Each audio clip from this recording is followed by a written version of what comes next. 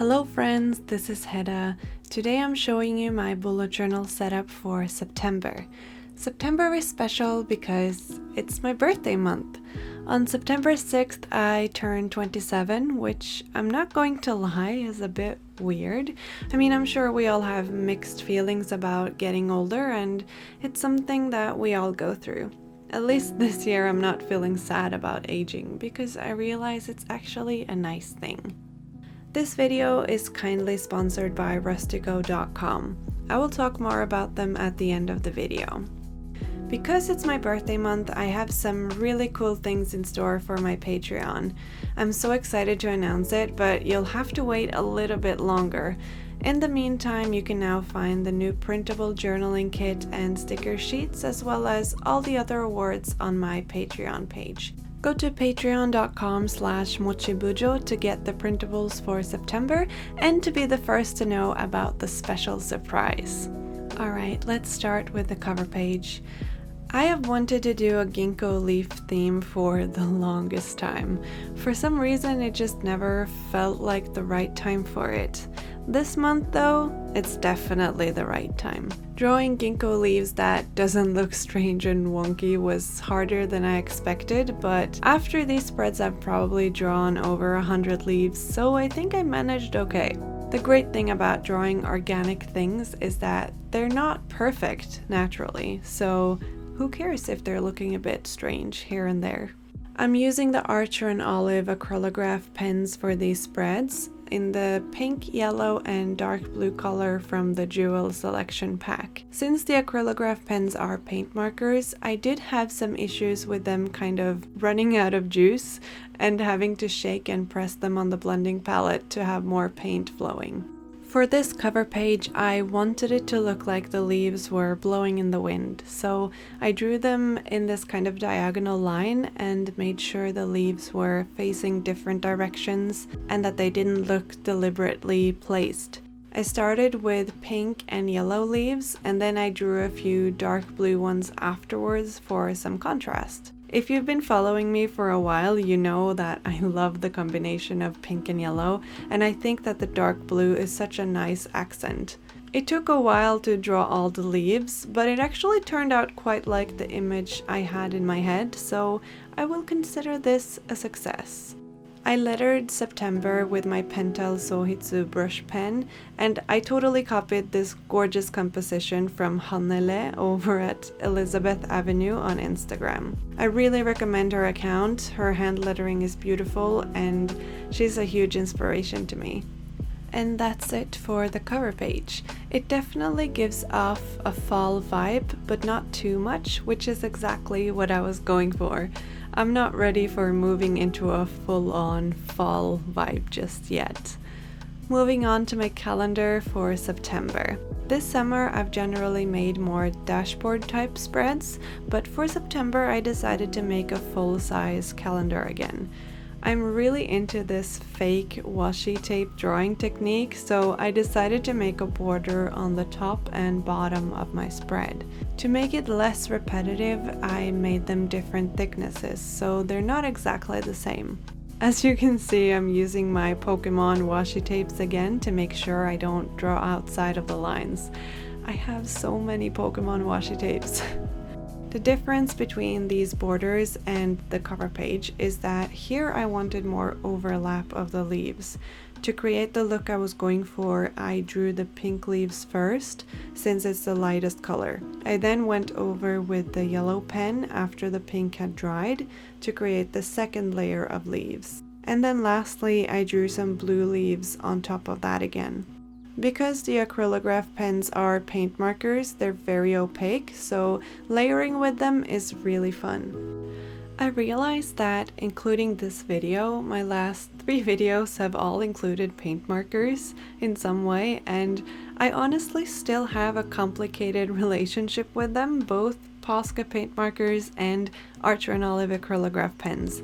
But I noticed that I have a lot less problems with them when just drawing simple lines like I do here, rather than trying to color in a larger area. So that's a good thing, and I suppose I'm using the correct size pen for once. I really like the look of these fake washi strips, and I think they give the right amount of decoration to my calendar spread. So I made a big grid for all the days of the month in a 0.8 black fine liner, and then I made some oval shapes at the top, which will become the headers for each day of the week. I decided I wanted a little bit more pink in this spread, so I made a circle in each of the squares to make the numbers stand out a bit more. It worked surprisingly well to write with fine liners on top of the paint pens, so that's what I did for the headers and for writing the number for each day. Lastly, I wrote September at the bottom with the blue acrylograph pen in a kind of weird wonky serif font that I just kind of improvised. It's definitely not perfect, but I think it fits the theme quite well anyway.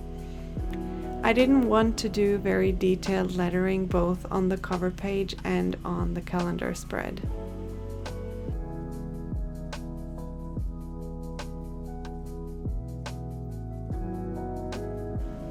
The next spread I made is made up of two spreads. On the left side I'm making my 1 line a day mood tracker for September. I've really missed that in August, so I'm bringing it back. If you don't know how it works, I basically write 1 line a day about how I feel, and I try to incorporate a because in there. For example, I felt accomplished because I completed a video, or I felt sad because I was out of coffee. On the right side, I made myself a schedule for what I'm doing every day for my master's thesis. I hope that this will help me plan my weeks a bit better when it comes to my writing. So it's like a to-do list, but separated into each day of the month. At first I thought I might make the boxes yellow, as you can see, since there's no yellow in the spread, but then I reconsidered and I made them blue instead, thinking yellow would look a little bit messy. So I tried first without a ruler and then again reconsidered and used a ruler after all. I used the white acrylograph pen to write each date in the top bars, but honestly it didn't show up that well, and after completing this video I went over them a second time with the white pen. It's okay now, but not as opaque as I had wanted. I kind of still want to add something yellow to the spread, but I feel like it would make it very busy. The next spread is my hybrid habit tracker, which I like to call a lifestyle assessment spread. The last time I made this was back in May, and it's been a long enough time that I think it's time for a new one. The way this works is that I have a rectangle which is 30 squares wide, and then I write down activities or habits that I want to track on the left side. And I fill in what I do for every day of the month. The idea here is not to try to make new habits, but rather to track how often I do certain things. I like to sit down and plan which habits to track right at the change of the months, so I'm not writing anything in this just yet, but you can see how I filled in my May lifestyle assessment spread over on my Instagram at mochibujo. For decorations, I wanted to make it look like there were more leaves on the right side and less on the left side, since the left side will have more writing. So I again started with the pink leaves, then drew the yellow leaves on top, and lastly drew the dark blue leaves on top of everything. I deliberately didn't make as many blue leaves as pink and yellow ones because it's such a dark and strong color, and it would kind of take over the spread if I put in tons of dark blue. I still want the main colors to be yellow and pink for this spread. I also made sure to combine a variety of sizes and shapes to make it look more organic.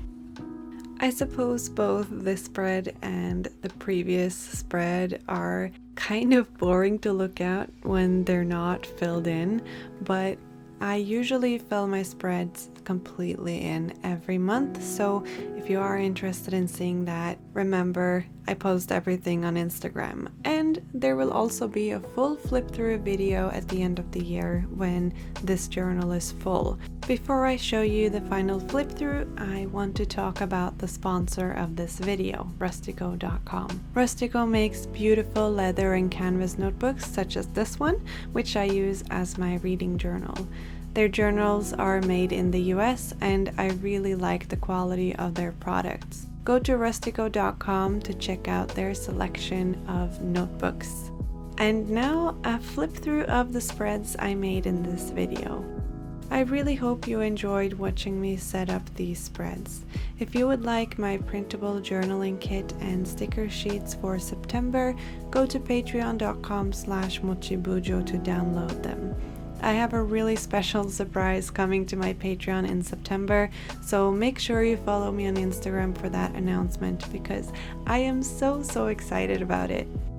Please consider subscribing to my YouTube channel as I post videos about journaling and art twice a month. I hope you're all having a lovely day and I'll see you next time. Bye!